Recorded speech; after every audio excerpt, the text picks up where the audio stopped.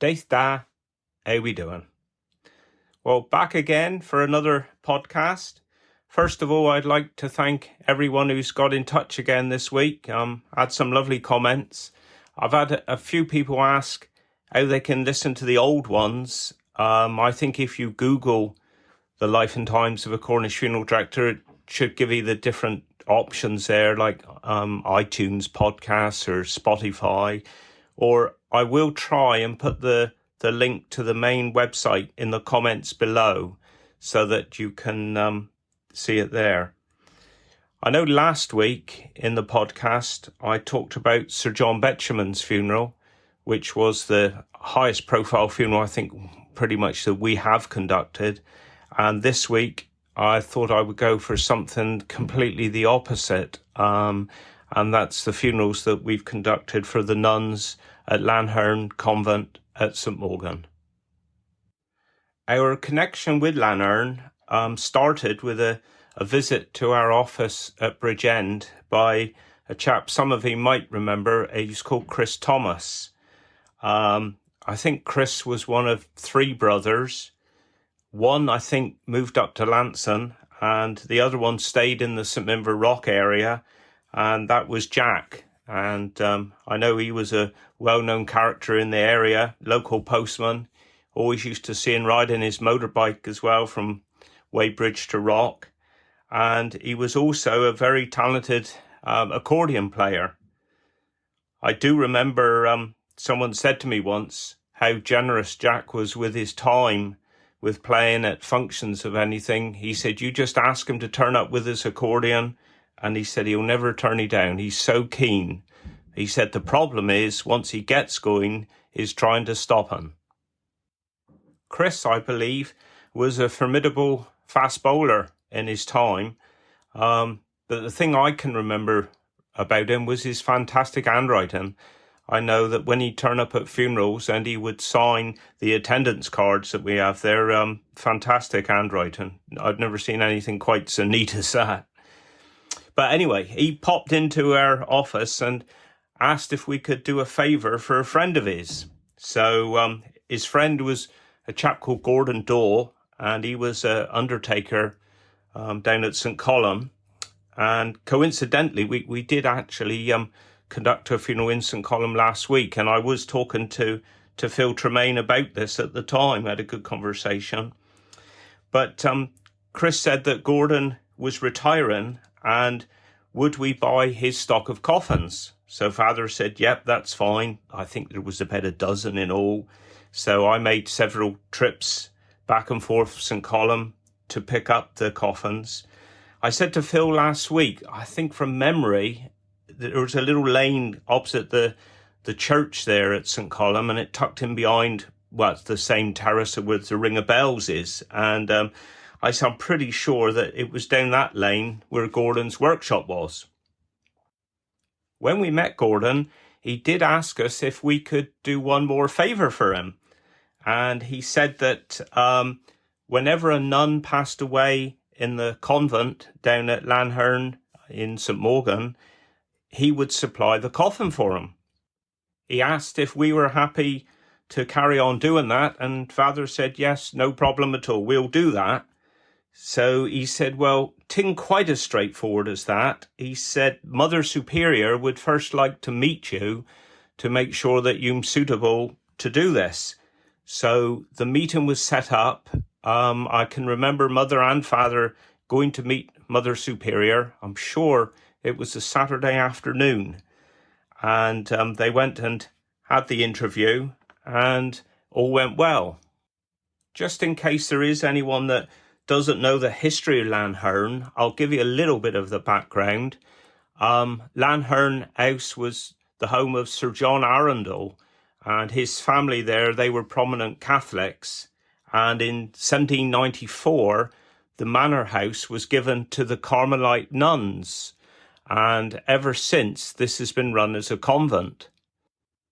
As it was a closed order, once a nun entered the convent, that would pretty much be the last contact that she would have with the outside world.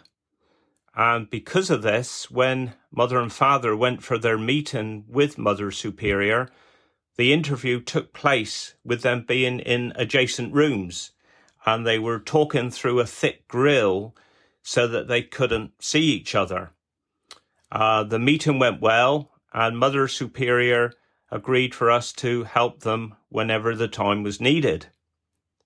So when a nun sadly did pass away, Mother Superior would give us a ring, tell us the size of the coffin that she needed, and we would prepare it.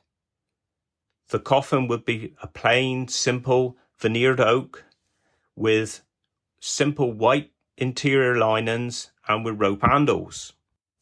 Then, at an agreed time, we would go down to the convent, ring the bell, and then speak through the grille just to let Mother Superior know that we were there. We would then carry the coffin, place it inside the front door, shut the door behind us as we left, and then once we disappeared, the nuns would come and collect it. As the years went by, the nuns were getting a little older and a little more frail, and Mother Superior rang and asked if we could provide a gravedigger. So at the time, our main gravedigger was my cousin David Powell, who's sadly no longer with us.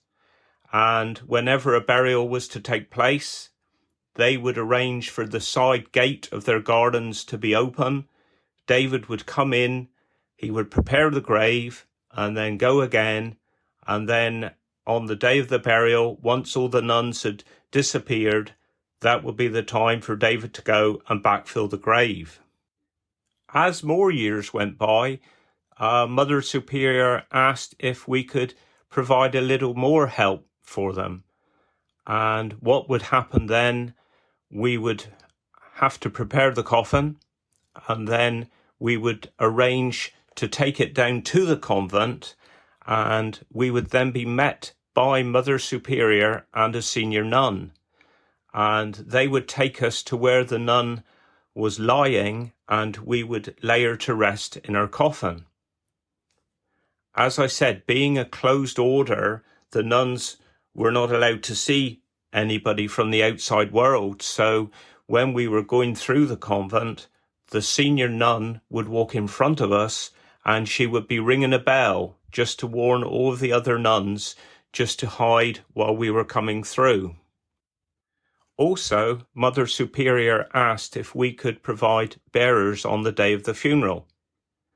And at the time, Father was the funeral director, and our team of bearers back then, which was a pretty constant team for about 10 years or more, I would have thought, would consist of me, Ron Carthew, Johnny Ferret, and Gordy Dennis, and John Scott was always our first reserve. There is a small chapel there at Lanherne, which is open to everyone, and it's in that chapel that we conduct the funerals for anyone from the general public. And back then, the nuns would actually take part in the funeral services.